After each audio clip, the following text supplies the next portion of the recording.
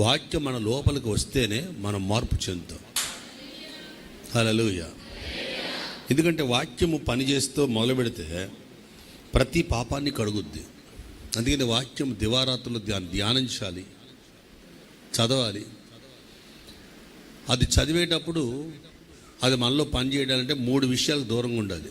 దుష్టుల ఆలోచనకు దూరంగా ఉండాలి, అపహాసుకులు కూర్చునే స్థలాన్ని లేచి రావాలి, పాపుల మార్గాన్ని విడిచిపెట్టాలి. ఉపదేశ క్రమం ఒకటి వచ్చి ఏది పడుతుంది వాక్యం కాదు. ఇన్ని గ్రామాల నుంచి ప్రజలు ఇక్కడ రావడానికి గల కారణం ఉపదేశ క్రమం. ఉపదేశ క్రమము, ఆ క్రమాన్ని కలిగి బోధించడం. ఎక్కడో ఒక వాక్యం తీసుకుని 4 ముక్కలు చెప్పే అయిపోద్ది కాదు. అది కాదు, ఉపదేశ క్రమంతో ప్రజలు ఆయుధపరుస్తుంటే అది నేరుగా వెళ్ళి హృదయాన్ని టచ్ చేస్తుంది. మైండ్లో కాదు, హృదయాన్ని టచ్ చేస్తే ఆ మనిషిలో మార్పు వస్తూ ఉంటుంది.